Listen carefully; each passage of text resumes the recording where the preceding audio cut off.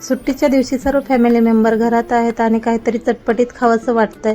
जर वाटत असेल तर हा व्हिडिओ एकदा नक्की शेवटपर्यंत बघा. बनवायला अगदी सोपा, चवीला अप्रतिम व या सीझनमध्ये मिळणाऱ्या हिरव्यागार अशा वाटाण्याच्या शेंगापासून तयार होणारी झटपट चटपटीत अशी रेसिपी. त्याकरिता एका भांड्यामध्ये पाणी घेतले, 2 चमचे मीठ घातले व त्यात शेंगा घालून 3-4 पाण्यामध्ये स्वच्छ धुवून घेतल्या.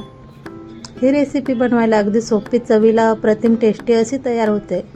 असेच नवनवीन व्हिडिओ बघण्याकरिता अजूनपर्यंत चॅनलला सबस्क्राईब केले नसेल तर सबस्क्राईब करा, एक लाईक करायला विसरू नका. सर्व शेंगा स्वच्छ धुवून झाल्यानंतर एका साईडने सोलून घ्यावे. ज्याप्रमाणे व्हिडिओ दाखवत आहे त्याप्रमाणे सोलून घेतल्या. सर्व शेंगा सोलून घेतल्यानंतर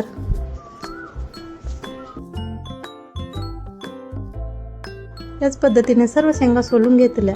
नंतर गॅसवर कढई ठेवली. कढई गरम झाल्यानंतर त्यात 1 पळी तेल घातले व सोलून घेतलेल्या शेंगा घालून अलटीपलटी करून चांगले फ्राय करून घेतले व त्यात अर्धा ग्लासपेक्षा थोडे कमी पाणी घालून झाकण ठेवून वाफेवर शिजवून घेतल्या. वाफेवर शिजवत असताना असेच मध्ये मध्ये झाकण काढून मध्ये मध्ये अलटीपलटी करून देऊया.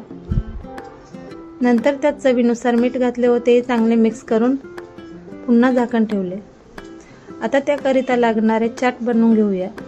त्याकरिता भरपूर सारा लसूण, चाट मसाला 1 ते 1.5 चमचा, लाल तिखट घालून चांगला त्याचा ठेचा तयार करून घेतला.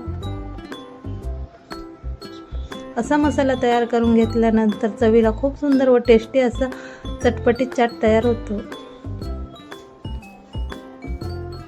खरंच सांगते मैत्रिणींनो, चवीला अप्रतिम व टेस्टी असं झटपट तयार होणारी चटपटीत चाट एकदा नक्की घरी ट्राय करा. चवीला खूप सुंदर आणि टेस्टी तयार होतो. एकदा बनवलं तर पुन्हा पुन्हा बनवून खाल अशी झटपट तयार होणारी रेसिपी. शेंगा थोड्या साईडला करून घेतल्यावर त्यात तयार केलेला चाट घालून चांगले मिक्स करून घेतले व वरून कट केलेली कोथिंबीर घालून तेही चांगले मिक्स करून घेतले व झाकण देऊन 1 वाफ काढून घेतली. चवीला अप्रतिम झटपट तयार होणारे चटपटीत, लहानांप्रमाणे मोठे सुद्धा आवडीने खातील अशी चटपटीत रेसिपी तयार. असेच नवनवीन व्हिडिओ बघण्याकरिता अजूनपर्यंत चॅनलला सबस्क्राईब केले नसेल तर सबस्क्राईब करा, लाईक करा, शेअर करा, कमेंट्स करा. पुन्हा भेटूया अशाच नवीन व्हिडिओमध्ये. तोपर्यंत काळजी घ्या. बाय.